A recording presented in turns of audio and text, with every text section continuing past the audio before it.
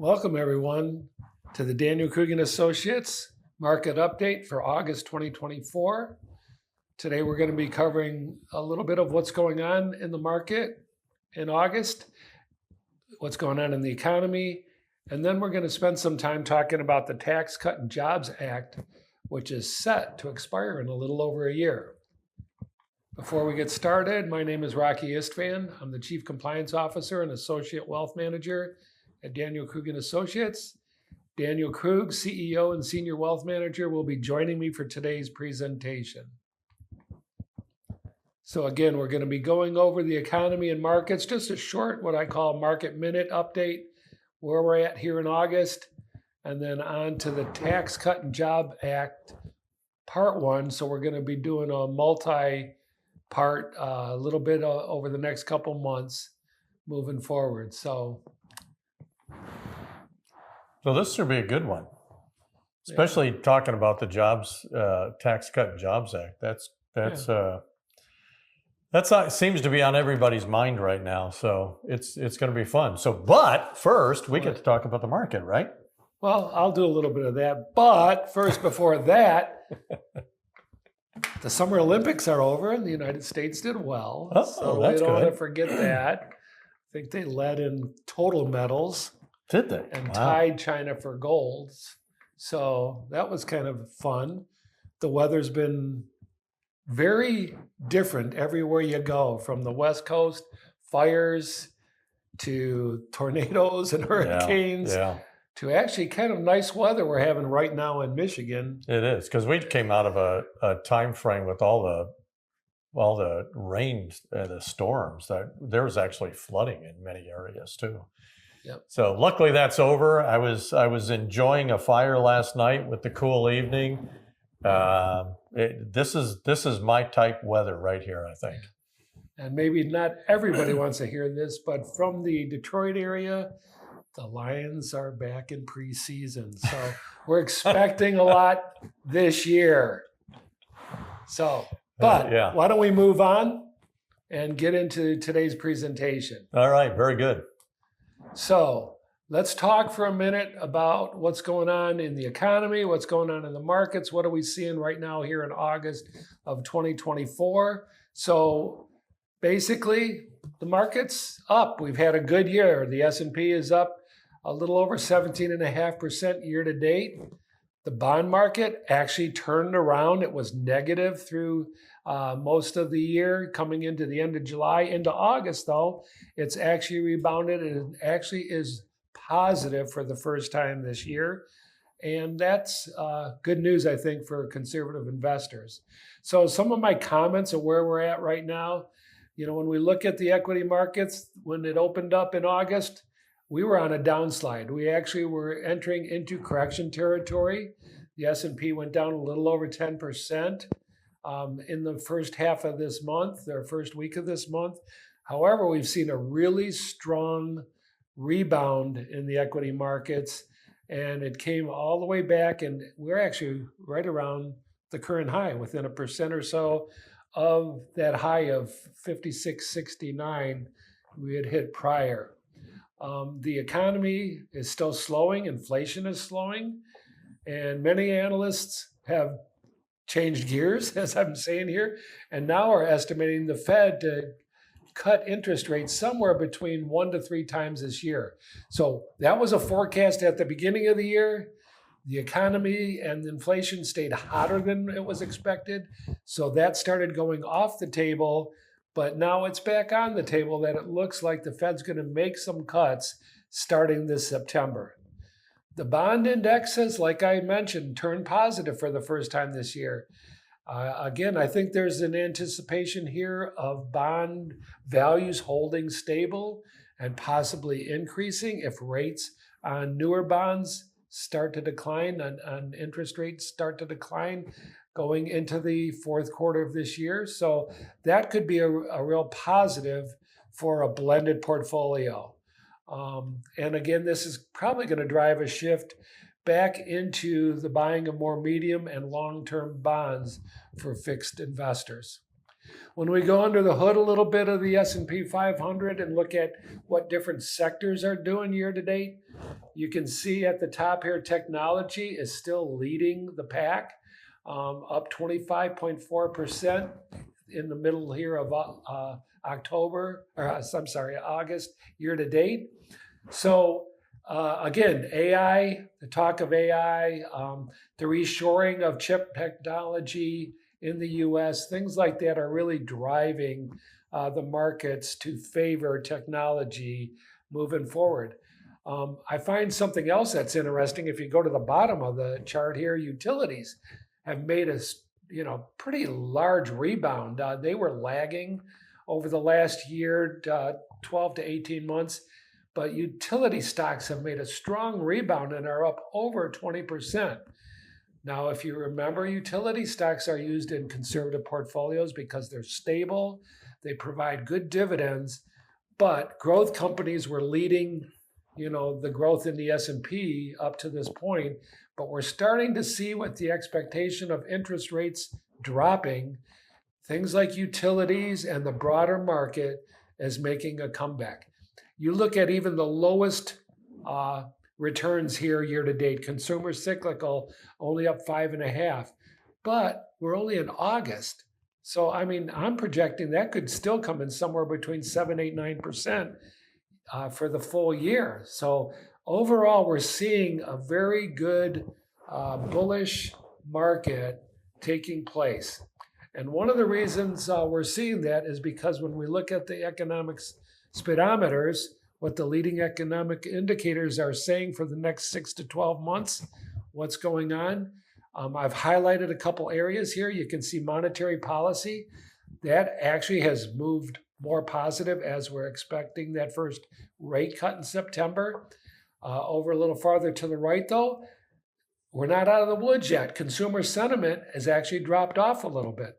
There's been talk of layoffs. GM recently announced 1,000 software engineer layoff. It's actually a little bit more than that they're not talking about as we're finding out what's going on there. But EV production is down, so they're cutting some of the budget in that area. The housing market has turned a little bit slower. The days of homes on the market is on the increase for the average. So that has actually turned down a little bit negative. And yet inflation on the bottom row is still improving. So we're not out of the woods yet, Dan, as far as a potential recession. We don't believe we're going to have a recession. We believe it's just going to be a slowing economy with slow growth going into next year. But it's still a mixed bag, as you can see here. And again, we have the January picture on here just as reference. You can see nothing was green, nothing was positive. So we're seeing things moving generally in the right direction still here in August of 2024, going into the end of the year and next year. When we look at some of our forecasts, the main ones are GDP growth. We expect to continue to slow. In 2023, the growth rate annualized at 2.5% for the year.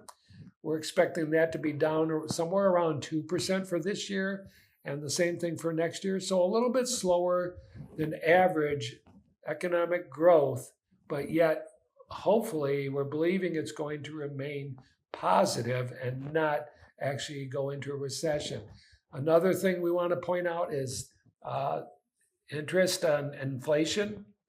Headline CPI for the year was 3.3% last year. We're expecting that to moderate somewhere around 3%. Actually, by the end of the year, it'll probably be under 3%. But when you average the year, it's going to come in somewhere probably around 3 to 3.1%. And same thing for next year.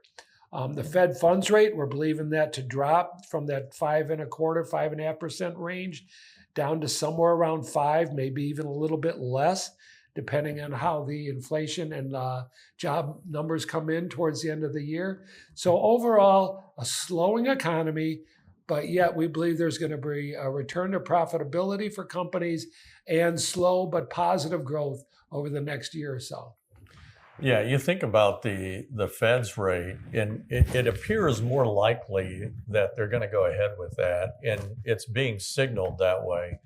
And the interesting thing is you're already starting to see mortgage rates come down because they believe the Feds are going to go ahead and lower rates. Right. So that's a good thing, and it'll be a good thing for housing too eventually here. But that'll probably lag as rates still seem high to people, even though historically they're actually not bad at all. Right. And even though they're somewhat related to the Fed rate, it is a free market. And companies like Rocket Mortgage and stuff lately have reported that their refinance rates and everything are way down. Yeah. So that will spur them to want to lower rates to try to entice people back into the refinance market or the mortgage market. Absolutely. So that's a good thing for anybody who's looking to purchase. But again, patience is a virtue in this arena when it comes to buying in a housing market.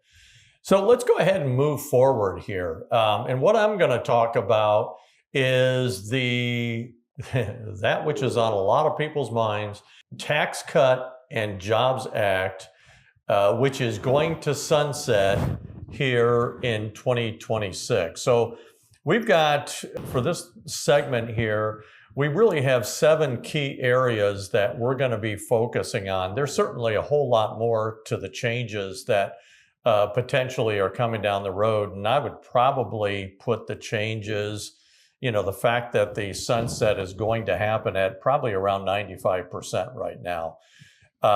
In what I'm hearing, what I'm reading, what I am researching is that everybody is anticipating that the sunset is going to occur. So this is really important for any client and anybody who is investing from an advanced planning standpoint. So let's move a little bit forward here. The first thing I'm going to hit is the fun fact. What year did the federal government of the United States have a tax surplus of around $30 million? You want to take a guess at that, Rocky? That's a tough one because it didn't happen in our lifetime. No, I was going to say that had to be way, way back. Yeah, it goes back. It goes back to 1836. That was when they had a $30 million surplus. And at the time, Congress was really generous, and they gave most of the money back to the states. And then some of the states actually gave money back to the citizens. Wouldn't that be nice right now? Would you like to have a surplus, Rocky? I didn't get my share of that. With With the interest from 1836, that could be a nice amount of money. That could be a chunk of money. You're right. All right, let's go on to a little more serious stuff. And you talk about tax history, and this chart here is the top federal tax brackets going back to 1913 and then coming forward to where we are today in 2024. And you can see that the average top federal tax rate was at around 56%, a little over 56%. And most people would say that, at 37%, we're actually in pretty darn good shape. Now, that's before April 15th, though. Most people at April 15th think that it should be a lot lower, and maybe it should be. But the question is will it be lower or will it be higher? And you can see over time, there's just been major changes to the overall federal tax rates. And it's across the board between Republicans and Democrats relative to any of the changes out there. Certainly the last change was the Trump tax cut, which dropped the highest margin from 39.7 down to 37%. And what the sunset is going to do, it's going to bring it back to the Obama tax increase and bring the highest margin back to 39.7. So let's take a look at some of the key areas that are going to be affected. And this area, the first one we have, and again, I'm going to go through 7 total, but we're going to hit 3 of the key areas on this webinar. And then the next webinar will pick up the next 4.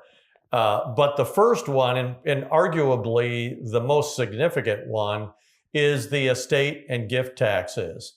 The interesting thing is the Tax Cut and Job Act actually doubled the 2017 federal, state, and gift tax exemption. And what does that mean? Well, now in 2024, we're sitting at 13,610,000 in the exemption, and that's a big deal, especially if you're married, because that doubles that number. Now, what happens with the tax cut? Well, it's going to bring it back. It's going to cut it, virtually in half. So how does that really work? What does it look like? Well, take a look at this example. This is Jeffrey. He plans to pass his estate to his children when he dies.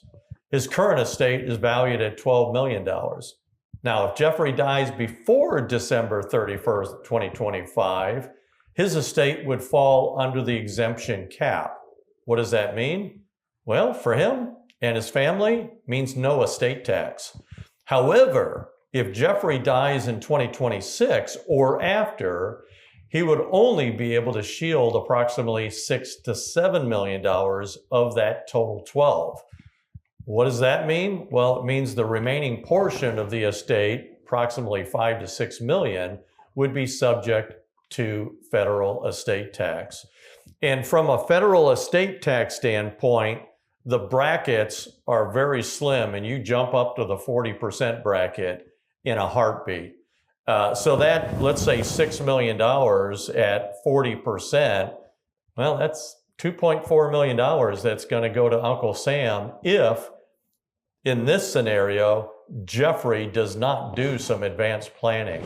And I'm here to tell you, there is some serious advanced planning that can be done, which can eliminate this problem for many, many investors out there, especially any of the high net worth investors, because it's not just the estate tax that's going to be affected for all of us out there from a high net worth standpoint, but we've got the income brackets that are changing, and that's key change number 2.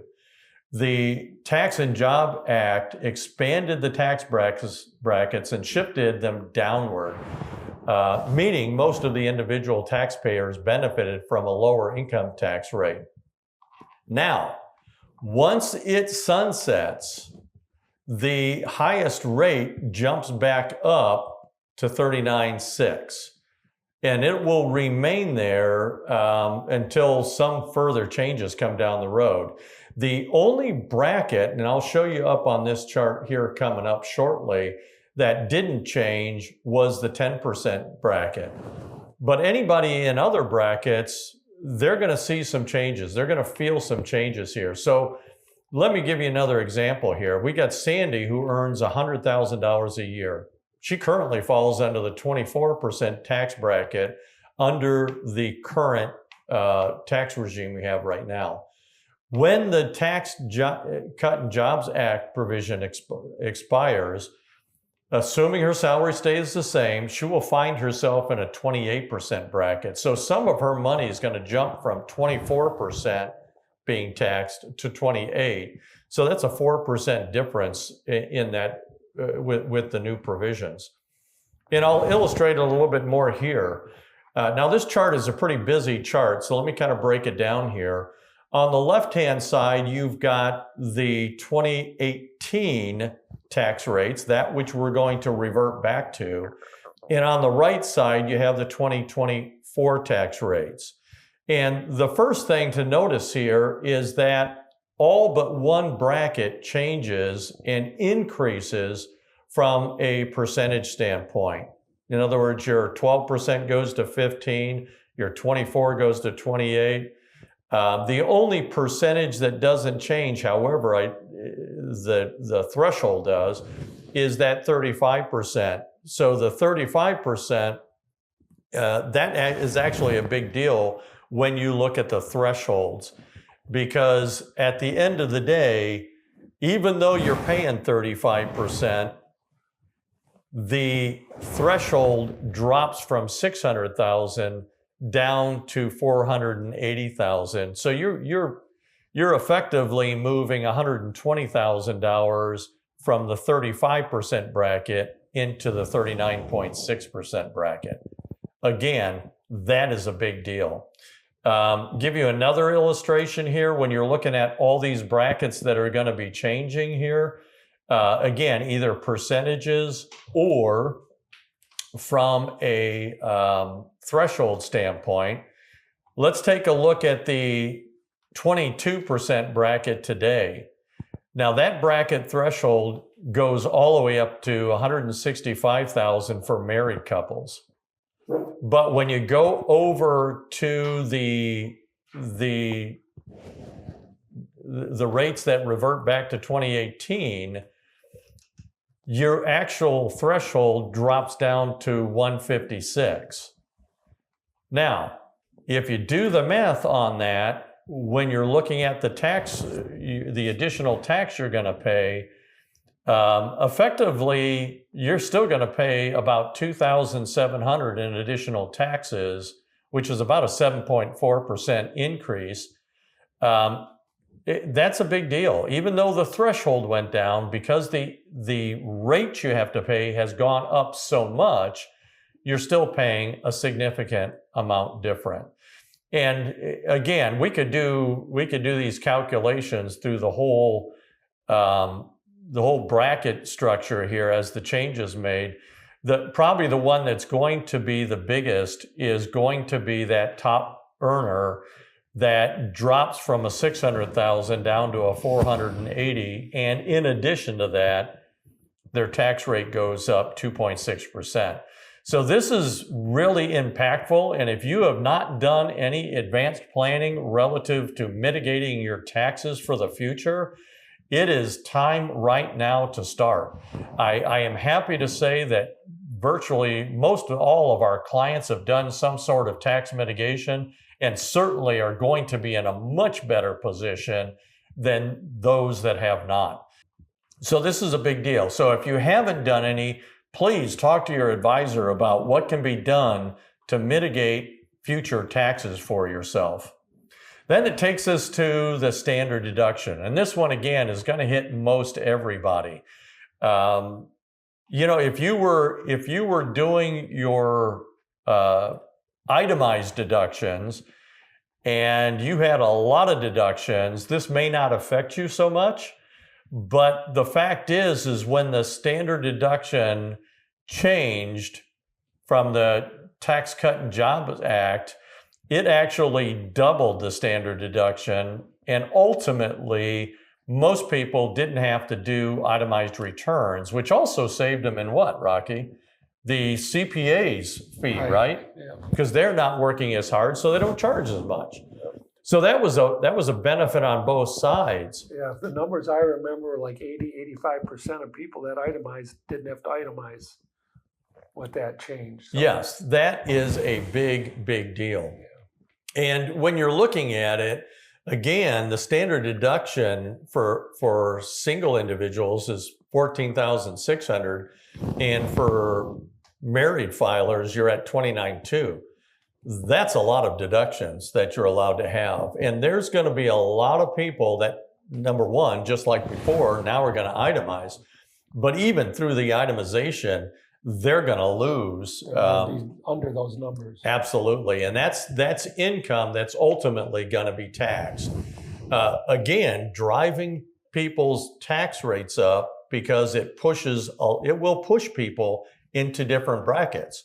So it's not just the increase in percentage, it's jumping into different brackets or more money in the higher brackets, causing more in taxes.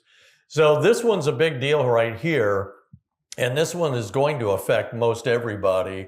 It's not just going to be the wealthy, it's going to be anybody who does an itemized or does a tax return. So those are the big three changes that we have.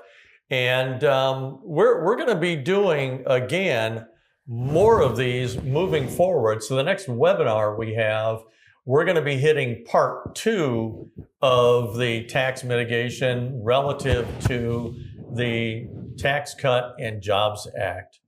So any last comments on that, Rock? Buckle your seatbelt. and again, oh my goodness, I can't say this enough.